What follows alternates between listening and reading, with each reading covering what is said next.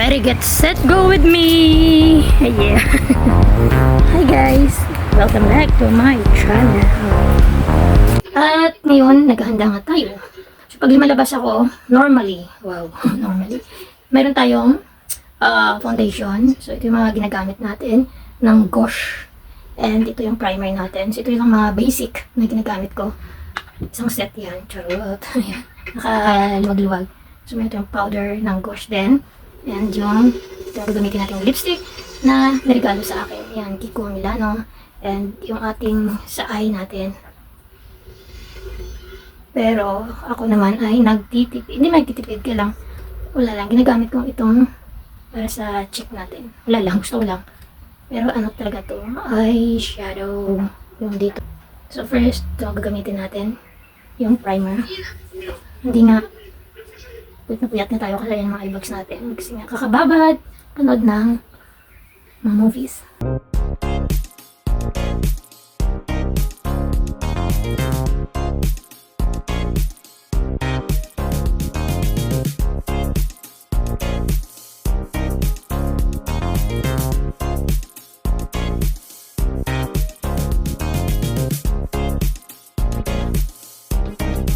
So actually sa eyeshadow to, ginagamit ko sa aking eyebrows. Ayan. So wait lang. Wala tayong hindi makikita. Ginagamit ko na sa aking eyebrows.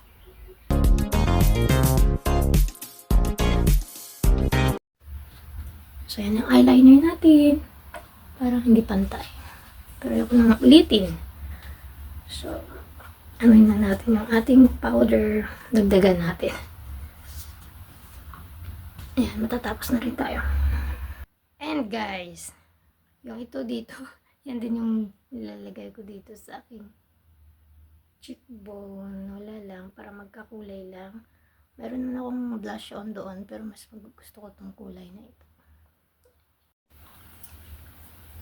Ayan, base na tayo. So,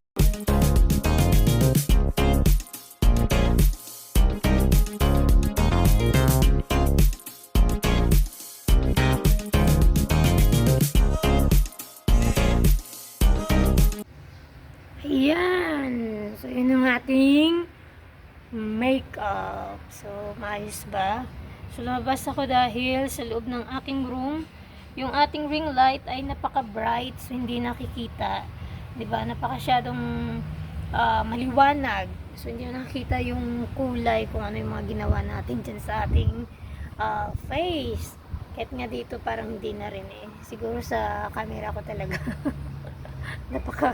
Hindi siya maliwanag. Kung ando naman sa kwarto dahil yung ring light parang kukunin na tayo ng liwanag sa sobrang liwanag. So naghihintay na lang tayo ng transport. So yan ating damit. Ayan, so mga recycled lang yan na dati pa nating mga kasuotan. Mahirap yung ating hair i-maintain dahil humaba na.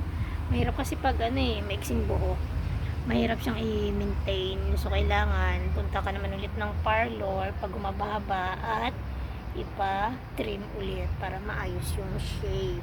Ayan. Linagyan ko na nga lang ng baby oil. Baby oil para hindi siya dry and hindi siya fly away. So, ayan. Nantay ko lang yung aking friend na susundo sa akin. And sumuli to si Paxley, isang OFW dito sa bansang Bahrain. Ayan. For more videos, please subscribe to my channel. God bless everyone and loves.